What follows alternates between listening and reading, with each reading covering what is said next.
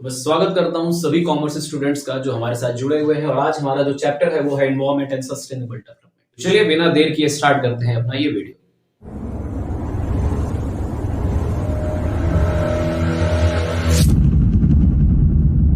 तो टॉपिक चल रहा था हमारा, यानी कि चैप्टर चल रहा था हमारा सस्टेनेबल डेवलपमेंट वाला। ठीक है, उसमें जो रिमेनिंग पार्ट रह गया था वो यहाँ पर लिखा हुआ है। आज हम इस पूरे टॉपिक को खत्म करने की कोशिश करेंगे। तो ये जो टॉपिक मैंने लिखा हुआ है ये बहुत ही महत्वपूर्ण है। ठीक है, एग्जामिनेशन पॉइंट ऑफ व्यू से और आपकी पर्सनल लाइफ के पॉइंट ऑफ व्यू से भी। अब आप कहेंगे पर्सनल लाइफ कैसे, तो भैया पढ़ाई का मतलब ही होता है कि नॉलेज इंक्रीज करना, तो नंबर के साथ साथ थोड़े से नॉलेज भी इंक्रीज करते चलते हैं।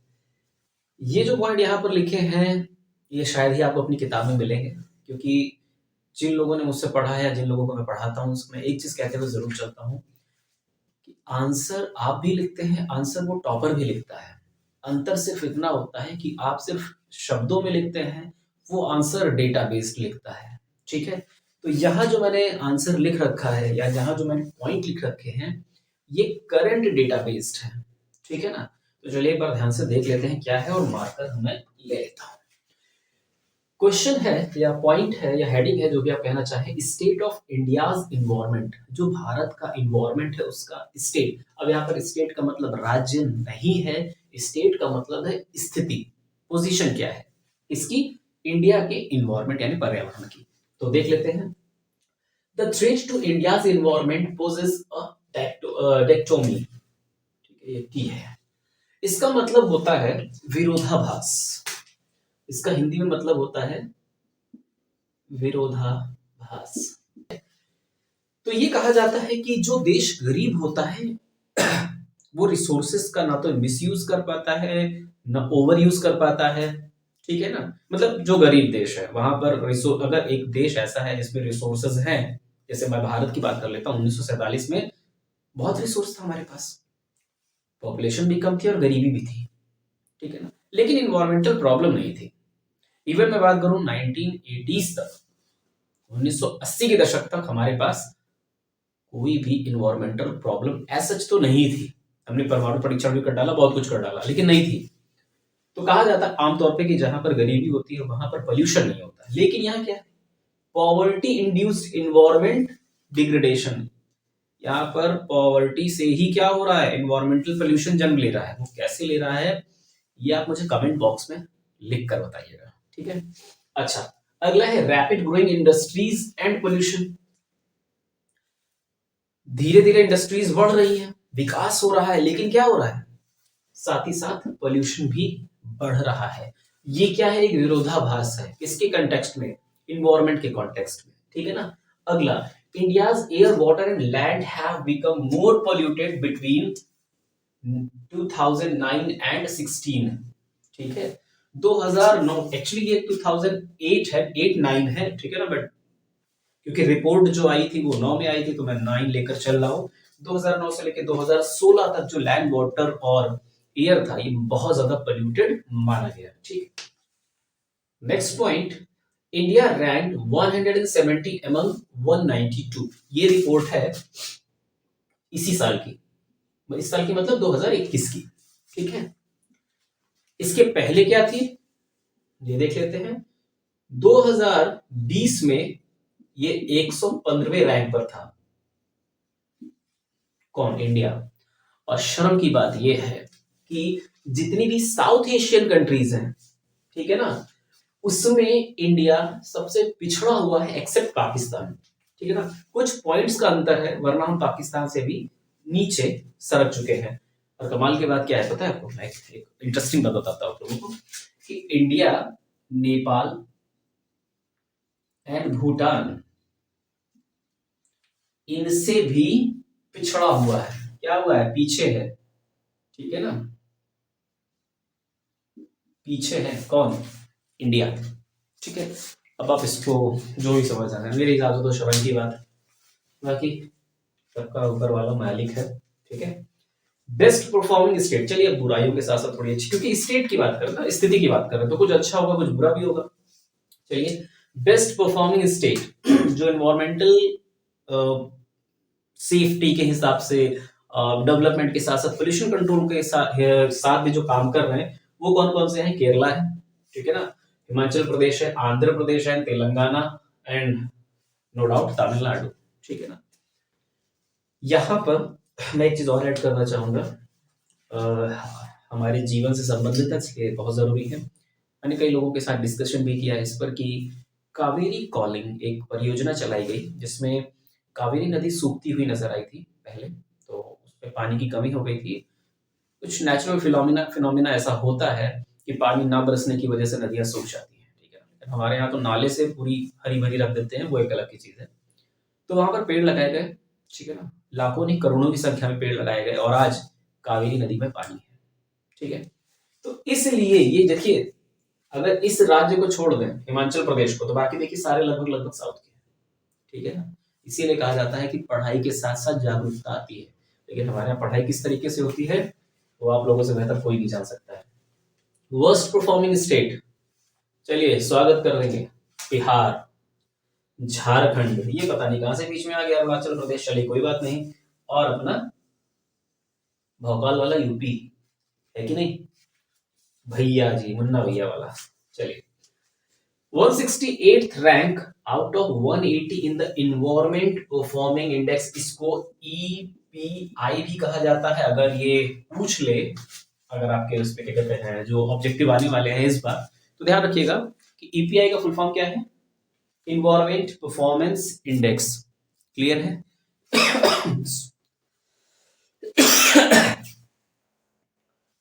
हो सकता है कि ये पूछ लिया जाए कि भैया which of the following has correct expansion of EPI, या ये कह सकता है कि EPI stands for which of the following, वहां पर इन्वायरमेंटल परफॉर्मेंस इंडेक्स दे देगा, इस तरह से कुछ भी चेंजेस कर देगा वो थोड़े बहुत, याद रखिएगा इन्वायरमेंट परफॉर्मेंस इंडेक्स इसका, ठीक है, क्लियर। अगला आता है report of air water and land. बहुत अच्छी स्थिति नहीं है, ठीक है, लेकिन चलिए, अच्छा मैंने डिजाइन भी थोड़ा थोड़ा ऐसे ऐसे बनाया है ना, एयर का, वाटर का, लैंड का, अच्छा लगे तो बता देना कमेंट में, ठीक है, चलो कोई नहीं। Air pollution has caused 12.5% death in India, यानी कि भारत में जितनी भी मौत होती है उसमें 12.5% जो है वो एयर पोल्यूशन की वजह से है। मैंने बताया था ना पिछले वीडियो में, अस्थमा और बहुत सारी बीमारियां हो जाती हैं, तो ये क्या रिजल्ट है? एयर पोल्यूशन का। बहुत बढ़िया। वाटर की बात कर लें तो 86% of water bodies are critically polluted. मैं आपको बता रहा हूं और ये सत्य है, आगरा के बाद अगर किसी का नाम इतिहास में आएगा तो वो है कानपुर का, क्योंकि वहां भी जूता बनता था, यहाँ भी जूता बनता था, और दोनों ने जूता खाने वाला काम किया है। वहां पे भी उन्होंने क्या किया था, जूता की फैक्ट्री जितनी भी थी या जो लेदर फैक्ट्रीज थी, उन्होंने क्या किया था, वहीं पर बोरवेल करके वहीं पर केमिकल डंप कर देते थे। कानपुर में भी यही चल रहा है। सीरियस और क्रिटिकल मैटर है ये, सोचने का और समझने का, और जरूरत है गवर्नमेंट को इसके खिलाफ एक्शन लेने की, ठीक है ना। नो मैटर कि इकोनॉमी के लिए जरूरी है ग्रोथ, लेकिन ग्रोथ का जो रिजल्ट है वो जिंदगी के बदले मौत नहीं होनी चाहिए, ठीक है। बात करते हैं लैंड की। Land fertility has damage majorly. जो पैदावार की, देखिए भैया दो कारण है इसमें, मैं सिर्फ पोल्यूशन को ही जिम्मेदार नहीं ठहराता इसमें, ठीक है ना, क्योंकि कुछ चीजें तो बुक से रिलेटेड है, आंसर से रिलेटेड है, कुछ चीज लाइफ से रिलेटेड है। जितने लोग खेतों में मकान बना रहे हैं उनको ये सोचना चाहिए कि मकान तो बना लोगे लेकिन खाओगे क्या, ठीक है ना। दूसरी चीज, शुगर फैक्ट्रीज हैं, केमिकल फैक्ट्रीज हैं, ये सारा अपना केमिकल जो होता है इसको क्या करती है, जो उधर के आसपास की जमीनें हैं वहां पर डिपॉजिट कर देती हैं, ठीक है ना। इसका रिजल्ट क्या होता है? इसका रिजल्ट ये होता है कि वही लैंड नहीं, आसपास की जितनी लैंड होती है वो अपनी फर्टिलिटी खो देती है। सोचिएगा और समझिएगा, मतलब छोटे छोटे डेवलपमेंट के जो स्टेप हैं हमारे, उनका मेजर इम्पैक्ट क्या है इन्वायरमेंट के ऊपर, हमारी जिंदगी के ऊपर, ये सोचना बहुत जरूरी है। इसीलिए ये चैप्टर 12th में इंक्लूड किया गया, और इसी के साथ हम आ चुके हैं अपने चैप्टर के आखिरी पड़ाव पर, ठीक है। तो यहाँ पर दो क्वेश्चन लिखे गए हैं, मैंने इस आपके बोर्ड को स्प्लिट कर दिया है। व्हाट इज सस्टेनेबल डेवलपमेंट, ये सिंपल क्वेश्चन पूछा जा सकता है, लेकिन यहाँ पर देखिए टेक्निक है हर चीज की, क्लियर है। अगर ये प्रश्न एक नंबर में आता है, एक मार्क्स का पूछता है, तो सिर्फ आपको इतना ही आंसर लिखना है यहाँ पर, ठीक है। वो क्या लिखना है देख लीजिए, it is the process of economical development which aims at rising the quality of life of people, ये ध्यान देने वाली बात है, ठीक है ना, of both present and future generation, ये सबसे इंपॉर्टेंट है, ठीक है ना। अपना खाइए, ठीक है ना, और दूसरों के लिए भी बचाइए, खुद भी खाइए दूसरों के लिए भी बचाइए। अगर एक लाइन में आप इसको समझना चाहते हैं तो खुद भी खाइए और दूसरों के लिए भी बचाइए, यही है सस्टेनेबल डेवलपमेंट, और कुछ विशेष नहीं है। लेकिन अगर ये प्रश्न इससे ऊपर यानी कि 3 या 4 नंबर में पूछ लिया जाए तब क्या करिएगा, तब आपको ये वाला पार्ट लिखना है, कंसेप्ट ऑफ सस्टेनेबल डेवलपमेंट, ठीक है ना। इस कॉन्सेप्ट को समझते हैं, कोर क्या है सस्टेनेबल डेवलपमेंट का, sustain rise in real per capita income and economic welfare, ठीक है ना। अगर आपका रियल पर कैपिटा इनकम और इकोनॉमिक वेलफेयर भी साथ साथ हो रहा है सस्टेन वे में, यानी कि एक सतत प्रक्रिया के दौरान ये चल रहा है, तो क्या मानेंगे आप कि सस्टेनेबल डेवलपमेंट आप अचीव कर रहे हैं। उसके बाद है रैशनल यूज, देखिए इसको इसलिए इन्वर्टेड कॉमा में किया गया है, रैशनल यूज का मतलब होता है समझदारी के साथ। Rational use of natural resources, आप नेचुरल रिसोर्सेज का क्या करिए, समझदारी के साथ उपयोग करिए, ये आपके सस्टेनेबल डेवलपमेंट को बरकरार रखेगा।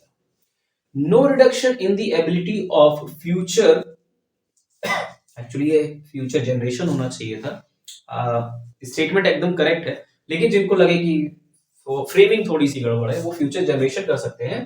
No reduction in the ability of future generation to meet out their needs, ऐसा ना हो कि सारा रिसोर्सेज आप यूज कर डालो, फिर वो जो बाकी आने वाली जनरेशन है वो मजीरा बजाती फिरे, ठीक है ना। अगला है minimum pollution and to find its solution, ये कह पाना कि भैया पोल्यूशन नहीं होगा ये नामुमकिन सी चीज है, हालांकि कह देने में कोई बुराई नहीं है, ठीक है ना। लेकिन अगर आप थोड़ा बहुत भी पोल्यूशन कर रहे हैं या हो रहा है बाई चांस, तो हमें क्या करना है, फाइंड करना है उसका सोल्यूशन, उसका अल्टरनेट वे फाइंड करना है। जैसे मैं उससे नितिन गडकरी जी की स्टेटमेंट सुन रहा था, तो उन्होंने कहा कि भारत परेशान है कि, और भारत की पॉपुलेशन परेशान है कि भैया पेट्रोल महंगा हो रहा है। उनको ये नहीं दिखाई पड़ रहा है कि उसकी वजह से कितनी समस्याएं सामने आ रही हैं। और भारत, मुझे नहीं पता, अभी मेरे को इसके पढ़ना बाकी है, आप लोग भी पढ़िएगा, और अगर कुछ इसके बारे में तथ्य पॉइंट मिलते हैं तो मुझे कमेंट सेक्शन में जरूर बताइएगा कि क्या वाकई भारत ग्रीन फ्यूल यानी कि हाइड्रोजन का सबसे बड़ा एक्सपोर्टर बनने वाला है वर्ल्ड का। इसको सर्च करिएगा, ठीक है, मैं भी करूंगा, और अगर मिल जाता है तो इस पर हम सेपरेट वीडियो बनाकर कि इकोनॉमिकल डेवलपमेंट के साथ साथ हम सस्टेनेबल डेवलपमेंट को कैसे रीच कर रहे हैं, ठीक है ना, या एनवायरमेंटल डेवलपमेंट को हम कैसे प्रमोट कर रहे हैं, इस पर भी हम एक वीडियो बनाएंगे। Last but not least, growth with in the environmental limits, आप इन्वायरमेंट की जो लिमिट होती है उसके बियॉन्ड मत जाइए। अगर मैं इसको फिर से वही कोरिलेट करना चाहूं तो इसको हम कह सकते हैं जो एब्जॉर्प्शन कैपेसिटी है ना, उसके बियॉन्ड मत जाइए, क्योंकि अगर आप उसके बियॉन्ड जाएंगे तो इन्वायरमेंट वही करेगा, सुनामी लाएगा, सारा समुद्र का कचरा आपके मुंह पे फेंक देगा वो। क्लियर है? चलिए इस पार्ट की बात आते हैं, इस पार्ट पे what are the measures to attain sustainable development, वो कौन कौन से तरीके हो सकते हैं जिनसे हम सस्टेनेबल डेवलपमेंट को अटेन यानी कि रीच कर सकते हैं, और इसका जो यूज है हमारी लाइफ में बहुत ज्यादा है, इससे हम आंखें नहीं फेर सकते, ठीक है ना। और वो कैसे हम कर सकते हैं सस्टेनेबल डेवलपमेंट को अटेन, चलिए देखते हैं। Use of input efficient technology, एक लाइन में अगर इसको समझना है तो ये समझ लीजिए, maximum output with minimum input, इसी को हम क्या बोलते हैं, इनपुट एफिशिएंट टेक्नोलॉजी, और कुछ विशेष नहीं है। जिन लोगों ने बिजनेस स्टडीज पढ़ा होगा तो उन्होंने एफिशिएंसी एंड इफेक्टिवनेस दो शब्द पढ़े होंगे, उनको यहां से समझ में आ जाएगा, ठीक है ना। जिन्होंने नहीं पढ़ा उनके लिए मैंने बता दिया कि मिनिमम इनपुट से मैक्सिमम आउटपुट जो दे वही क्या है, इनपुट एफिशिएंट टेक्नोलॉजी है। अगला है use of eco friendly sources of energy. हम सब जानते हैं कि sources of energy different different हैं। अगर मैं बात करूं कि जो न्यूक्लियर एनर्जी है, ठीक है ना, सेफेस्ट है, सोलर एनर्जी है, सबसे बढ़िया है, ठीक है ना, लोन लगे ना फिटकरी और रंग आवे चोखा, ऐसी कुछ कहावत है ना। चलिए कोई नहीं, कहावत में थोड़ा सा मामला गड़बड़ है। Focus on integration of rural development, ये थोड़ा सा समझने वाला पॉइंट है। Focus on integration of rural development, ये थोड़ा सा समझने वाला पॉइंट है। जब हम बात करते हैं रूरल डेवलपमेंट की तो बच्चों के मन में आता है भैया बड़ी बड़ी ऊंची ऊंची बिल्डिंग बन रही होगी, चौकस रोड बन रही होगी, एकदम बढ़िया बढ़िया कारें घूमेगी, यही है रूरल डेवलपमेंट। नहीं भाई साहब, ये बिल्कुल नहीं है। रूरल डेवलपमेंट की जो फिलॉसफी दी गई उसमें ये कहा गया कि आंचलिक यानी कि जो ग्रामीण क्षेत्र है उनकी सुंदरता जो है, उनकी सुंदरता बिल्डिंगों में नहीं छिपी है, ठीक है ना। बिल्डिंगों की सुंदरता सिर्फ आगे से है, गर्मी के मौसम में उधर से निकल जाइए बिल्डिंग के बैक साइड से, इधर से आप जाएंगे एकदम बढ़िया चौकस गोरे गोरे, उधर से निकले कालू बितरना बनने निकलेंगे एकदम से, ठीक है ना। इतना भयंकर एसी का वेंट लगता है, इतनी गर्मी निकलती है, तो वो गांव की सुंदरता को निखारेगी नहीं, वो बेकार कर देगी। तो गांव की सुंदरता क्या है, तो जो फिलॉसफी दी गई उसमें कहा गया कि आंचलिक क्षेत्रों की सुंदरता को ध्यान में रखते हुए उसका विकास करना। यानी कि गांव की सुंदरता क्या, वहां का वातावरण, वहां का पर्यावरण, सुंदरता वहां की क्या है, सुंदरता है वहां का इन्वायरमेंट, वहां की हरियाली, वहां के लोग, वहां की सभ्यता, वहां की संस्कृति। तो क्या करना है, focus on integration of rural development. Integration की बात कर रहा है, वो ये नहीं कह रहा है कि गांव को शहर बना दो, ना ना ना, वो ये नहीं कह रहा। वो कह रहा है कि आप अर्बन एरिया का डेवलपमेंट करिए, ठीक है ना, साथ ही साथ एम्प्लॉयमेंट अपॉर्चुनिटी भी वहां प्रोवाइड कराइए, ताकि वहां की पॉपुलेशन माइग्रेट होकर आपके अर्बन एरिया में ना आए। और फिर यहीं से वो वाला पॉइंट आता है कि एक्सेसिव या मिसयूज ना होने पाए रिसोर्सेस का। क्योंकि जब जॉब की, भाई दिल्ली को देख लीजिए, ओवर पॉपुलेटेड सिटी है, ठीक है, मुंबई को देख लीजिए, ओवर पॉपुलेटेड सिटी है, हो क्या रहा है, लोग ज्यादा, जगह कम, रिसोर्स कम, तो महंगाई बढ़नी है, डिजीजेस बढ़नी है, ठीक है ना। इस तरह के जो कंपोजिट एरियाज होते हैं जैसे धारावी, ठीक है ना, तो इस तरह की जो जगहें हैं वो क्या करती हैं, वो कहीं ना कहीं हमारे डेवलपमेंट के ऊपर एक धब्बा है, एक लिमिटेशन है, एक रोक है, ठीक है ना। तो ये काम ना हो इसके लिए क्या करना है आपको, इंटीग्रेशन ऑफ रूरल डेवलपमेंट करना है। अगला है organic farming instead of chemical one. जब 1960 में आपका ग्रीन रेवोल्यूशन आया तो भैया सब झंडा गाड़े। अच्छा, उस वक्त जरूरत भी थी क्योंकि हमको सेल्फ एफिशिएंट बनना था, सेल्फ रिलायंस का सवाल था। आपने पढ़ा होगा ना कि वो 5 ईयर प्लान के 4 गोल बनाए गए थे, ठीक है ना। उसमें क्या था, उसमें एक था सेल्फ डिपेंडेंसी, सेल्फ रिलायंस, ठीक है ना। उसमें क्या जरूरत थी, उसमें जरूरत थी कि भैया हमको बाहर से इंपोर्ट ना करना पड़े खाद्य पदार्थ, इसके लिए हमको ग्रीन रेवोल्यूशन में केमिकल का समझाया गया ठोड़ा बहुत लॉजिक। लेकिन हम ठहरे इंडियंस, कैसे छोड़ दें, मतलब अपना लॉजिक लगाना बड़ा जरूरी था। इतना केमिकल, इतना केमिकल, आजकल तो भैया हर गांव वाला एक साइंटिस्ट है, इतनी बड़ी लौकी में सुई घुसेड़ के सवेरे इतनी बड़ी बना देता है उसको। ये क्या है, ये है एक्सेसिव यूज ऑफ केमिकल। इससे हो क्या रहा है, सारी दुनिया जानती है, पढ़ाया जाता है, लिखाया जाता है, लेकिन क्या करें, मौलिकता का अभाव है, ठीक है ना। अगर आप इस तरह से केमिकल इस्तेमाल करेंगे तो धीरे धीरे हमारे ही अंदर जाना है, फिर पथरी हो गया, अल्सर हो गया, दुनिया भर की बवार, जितनी बीमारियां हैं ये सब वही जन्म ले रही एकदम, ठीक है। तो क्यों हो रहा है ऐसा, क्योंकि एक्सेसिव यूज ऑफ केमिकल है, पेस्टिसाइड है, दुनिया भर की चीजें हैं। वो क्या कह रहा है अब, वो कह रहा है चलो ऑर्गेनिक फार्मिंग की ओर लौट चलो, यानी कि क्या, गोबर खाद पे आइए, ठीक है ना। हाइब्रिड वाले में कुछ बचा नहीं है, हाइब्रिड वाले में क्या, बियां लगाएंगे, बीज लगाएंगे, उसमें पैदावार तो तगड़ी कर देगा, प्रोटीन के नाम पे ठंडम गोपाल है भैया, कुछ मिलना मिलना नहीं है। वो क्या कहते हैं, बाबा जी का ठुल्लू टाइप का कुछ है नहीं इसमें विशेष। वेस्ट मैनेजमेंट, मैंने पिछले वीडियो में बताया था आपको, ठीक है ना। अगला है वेस्ट मैनेजमेंट। अभी मैंने थोड़ी देर पहले डिस्कस किया था कि जो शुगर फैक्ट्रीज होती है, केमिकल फैक्ट्रीज होती है, क्या करती हैं, अपना जो वेस्ट पानी निकला या जो भी कुछ हुआ, केमिकल निकलने के बाद का जो मटेरियल होता है उसको क्या करते हैं, ये ऐसे ही फेंक देते हैं या कहीं एक जगह पर डंप कर देते हैं, गड्ढा खोद के डंप कर देते हैं। उससे होता क्या है, आप इन्वायरमेंटल पोल्यूशन तो कर ही रहे हो, एयर तो पोल्यूट हो ही रही है, साथ ही साथ लैंड पोल्यूशन हो रहा है। गिद्ध कहीं आपको दिखाई पड़े, गिद्ध दिखाई पड़ते हैं, खत्म हो गए इंडिया से। क्यों खत्म हो गए, इसी वजह से खत्म हो गए।